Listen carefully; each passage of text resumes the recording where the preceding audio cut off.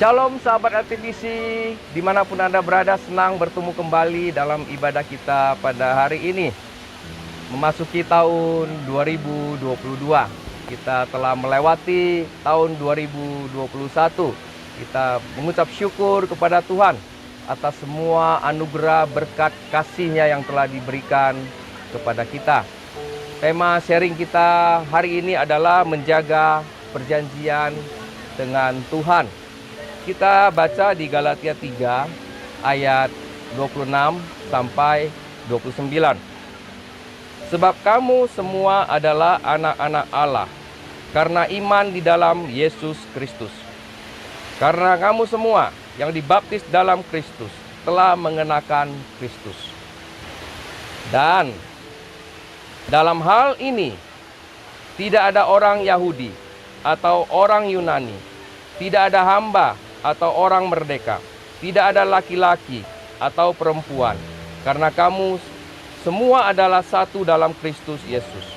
Dan jikalau kamu adalah milik Kristus, maka kamu juga adalah keturunan Abraham dan berhak menerima janji Allah.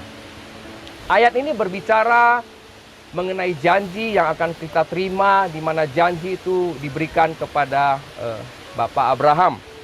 Alkitab telah mencatat ada beberapa janji yang diberikan Tuhan kepada umat kesayangannya, di mana ada perjanjian dengan Nuh, ada perjanjian dengan Bapak Abraham, ada perjanjian dengan Musa, ada perjanjian dengan Daud, dan yang terakhir yang dilakukan oleh Tuhan Yesus sendiri adalah perjanjian baru. Sahabat LTVC, walaupun para teolog mengatakan ada juga janji terhadap Adam dan janji terhadap nabi-nabi. Namun kita akan membahas beberapa saja yang penting untuk kita bahas pada hari ini. Kita bisa melihat perjanjian Tuhan dengan Nuh. Nuh begitu taat sampai seratusan tahun mendirikan bahtera untuk bisa selamat daripada air bah. Setelah selamat daripada air bah, Nuh mendapat janji dari Tuhan, ataupun Tuhan membuat perjanjian dengan Nuh, di mana Tuhan mengembalikan mandat penciptaan kepada Nuh dan untuk berkuasa atas segala binatang dan tumbuh-tumbuhan dan beranak cucu untuk bisa menguasai bumi. Di dalam perjanjian tersebut juga ada penambahan di mana hukuman bagi manusia yang membunuh. Dan di samping itu Tuhan berjanji tidak akan mengirim air untuk membanjiri bumi atau mengirim air bah lagi dengan tanda busur di awan, di mana sekarang kita sebut dengan pelangi. Inilah tanda supaya Tuhan ingat agar tidak mengirim air bah lagi untuk di muka bumi ini. Namun dalam berjalannya waktu perjanjian dengan Nuh terjadi pelanggaran. Umatnya mendirikan menara mau sampai ke langit, sehingga Tuhan menyerahkan manusia itu sampai ke seluruh bumi dan membuat bahasa mereka berbeda. Perjanjian selanjutnya adalah dengan Bapak Abraham. Tuhan memberikan satu janji kepada Bapak Abraham, yaitu akan menjadikan keturunannya menjadi bangsa yang besar. Bukan hanya bangsa yang besar, dan dia akan menjadi berkat bagi bangsa-bangsa. Keturunannya juga akan banyak seperti bintang di langit. Nah, bintang itu artinya pemimpin. Oleh sebab itu Tuhan memberikan janji kepada Bapak Abraham, ada raja berasal dari keturunan Abraham. Artinya pemimpin dunia ini berasal dari keturunan Abraham. Dan perjanjian ini luar biasa sahabat LTVC, berlaku turun-temurun. Setelah berjanji dengan Bapak Abraham, Tuhan berjanji dengan Musa. Musa membawa bangsa Israel keluar dari tanah Mesir. Dan dalam perjanjian ini luar biasa. Tuhan katakan umat kesayangan Tuhan. Jadi perjanjian yang diberikan kepada umatnya adalah menjadi umat kesayangan Tuhan dan menjadi harta kesayangan Tuhan. Di samping itu akan diberikan hak untuk mendirikan kerajaan imam dan menjadi bangsa yang kudus. Nah, untuk menjalankan ini Tuhan memberikan 10 perintah di atas Bukit Sinai. Setelah berjanji dengan Musa, Tuhan berjanji dengan Daud. Tuhan akan mengokohkan rumahnya, artinya keturunannya itu akan menjadi raja terus-menerus.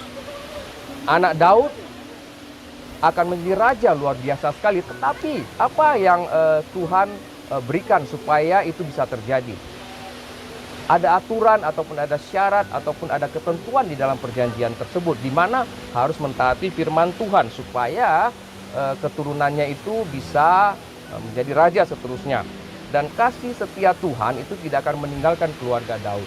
Bahkan lanjutan nama besar diberikan kepada keluarga Daud. Namun apa yang terjadi? Anak-anak Daud tidak bisa melakukan perjanjian itu dengan baik, dan Tuhan memporak-porandakan keturunannya. Artinya keturunannya tidak bisa menjadi raja yang berkuasa sepenuhnya. Setelah Tuhan berjanji dengan Musa, kemudian perjanjian dengan Raja Daud, Tuhan mengokohkan rumahnya. Itulah janji Tuhan yang pertama. Artinya keturunannya akan menjadi raja. Tetapi Tuhan katakan sepanjang keturunannya itu taat kepada firman Tuhan. Kemudian Daud tidak diperbolehkan membangun bait Allah. Yang boleh membangun adalah anaknya, yaitu Salomo. Kemudian perjanjiannya adalah kerajaannya diberi kuasa untuk mengalahkan musuh-musuh. Dan kasih setia Tuhan tidak akan pernah meninggalkan keluarga Daud. Namun setelah kita melihat, setelah Daud meninggal, diganti dengan Salomo dan seterusnya, anak-anaknya mulai jauh daripada Tuhan, sehingga melanggar semua perjanjiannya dengan Tuhan. Pada akhirnya keturunan Daud itu tidak menjadi raja yang kuat sepanjang masa. Sahabat RTVC, perjanjian yang selanjutnya adalah perjanjian baru. Melalui nabinya, Nabi Yesaya, Nabi Yeremia, Nabi Yeskiel, telah disampaikan perjanjian baru, di mana di Yeremia 31 ayat 31 berkata, akan datang waktu Tuhan mengadakan perjanjian baru. Dan Yesaya 42 ayat 6 berkata, Tuhan memanggil dengan maksud penyelamatan dan mengutus menjadi terang. Ada tugas yang Tuhan berikan. Walaupun Tuhan menyelamatkan, ada suatu tugas, ada satu perjanjian yang baru diberikan kepada umat kesayangannya. Bahkan Yeskiel 36 ayat 26 ayat 27 yang dapat kita simpulkan demikian. Tuhan akan memberikan apa? Hati yang baru, roh yang baru untuk umat kesayangannya. Menjadi apa? Menjadi orang yang merdeka, bukan menjadi hamba. Itulah yang dinamakan perjanjian kasih karunia. Sahabat RTVC, namun fakta yang kita dengar dari awal tadi adalah umat Tuhan selalu melanggar perjanjian. Bahkan umat Tuhan berkehendak agar Tuhan berkenan kepada umatnya dengan berbagai cara. Bisa melalui ibadah, bisa melalui persembahan. Tapi Tuhan mengatakan bukan itu yang aku mau. Tuhan ingin kita taat. Supaya apa? Supaya tidak melanggar perjanjian dengan Tuhan. Ayat yang tadi kita baca di Galatia itu mengatakan kita berhak atas janji-janji yang diberikan oleh Tuhan kepada Bapak Abraham. Kita berhak menerima itu. Tetapi kita harus menjadi milik Kristus. Kita harus menerima Tuhan Yesus sebagai Tuhan dan Juru Selamat. Dan Roh Kudus bertatah di dalam hati kita. Perjanjian yang dibuat Tuhan adalah untuk keadilan sebenarnya, untuk kebaikan umatnya. Tetapi yang terjadi umatnya lalai. Perjanjian yang tidak memberatkan, masing-masing memiliki hak dan kewajiban yang dilakukan dan ada jangka waktu yang diberikan oleh Tuhan.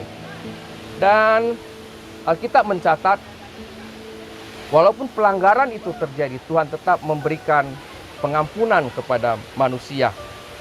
Manusia lalai, tidak memenuhi kewajibannya, dan Tuhan tetap menepati, dan Tuhan memberikan pengampunan. Itu sesuatu yang luar biasa. Bukankah itu yang dinamakan belas kasihan Tuhan kepada umat kesayangannya? Belas kasihan ini terus-menerus diberikan kepada umatnya.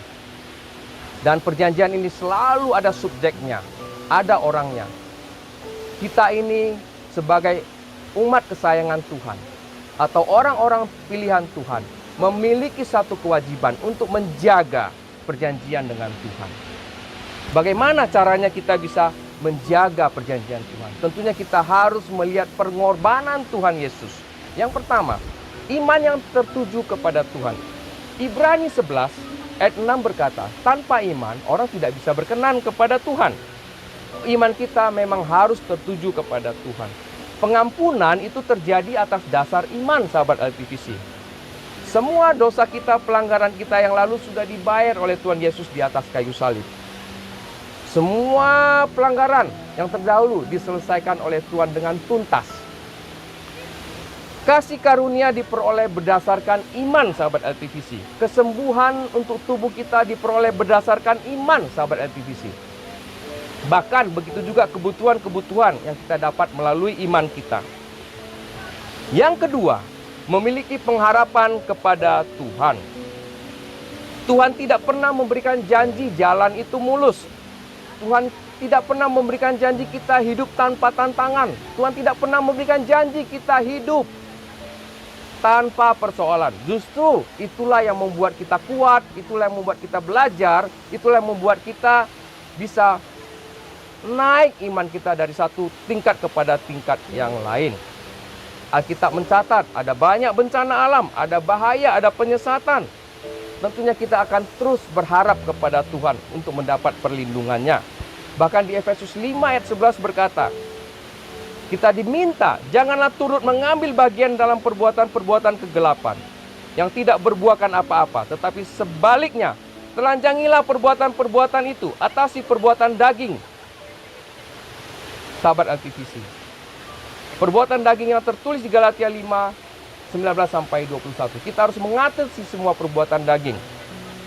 Pengharapan yang kuat kepada Tuhan akan menjadi benteng bagi perbuatan-perbuatan yang salah, perbuatan-perbuatan kegelapan. Seperti rupa-rupa kecemaran, keserakaan, perkataan kotor, sembrono, menyembah berhala. Sahabat LTVC, untuk menjaga perjanjian dengan Tuhan, dengan melihat pengorbanan Tuhan Yesus, yang ketiga adalah memiliki kasih. 1 Yohanes 4 ayat 8b berkata, Allah adalah kasih. Konsep kasih dan konsep berkat adalah sama, karena dari atas ke bawah, dari Allah kepada umat kesayangannya. Bahkan Yohanes 15 ayat 12 berkata, inilah perintahku, supaya kamu saling mengasihi, seperti aku telah mengasihi kamu. Sahabat LTVC, 3 poin ini kita bisa menjaga perjanjian dengan Tuhan. Iman yang tertuju kepada Tuhan, memiliki pengharapan kepada Tuhan, dan memiliki kasih Tuhan. Sebagai penutup, di tahun 2021, sahabat LTVC, kita lalui pandemi ini. Dengan munculnya varian-varian baru, ada Delta, ada Omikron, dan juga ada bencana alam di tahun 2021. Ada penyesatan, ada juga banyak hal lain yang terjadi. Mari kita pegang perjanjian dengan Tuhan di tahun 2022 ini. Walaupun ada virus yang bermutasi, ada bencana alam, ada hal-hal lain yang membuat kita gelisah, susah.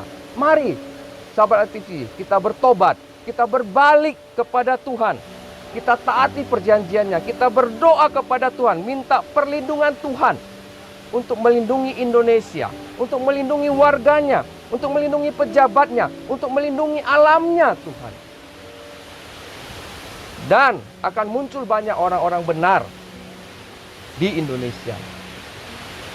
Sahabat LTVC, dengan bertobat, dengan berdoa, maka murka Tuhan akan surut. Sehingga di tahun 2022 ini, tahun perlindungan Tuhan, sehingga Indonesia dan bersama dengan seluruh rakyatnya dapat terbang di atas badai.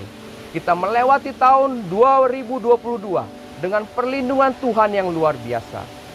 Berbalik kepada Tuhan, bertobat dan berdoa kepada Tuhan. Tuhan Yesus memberkati.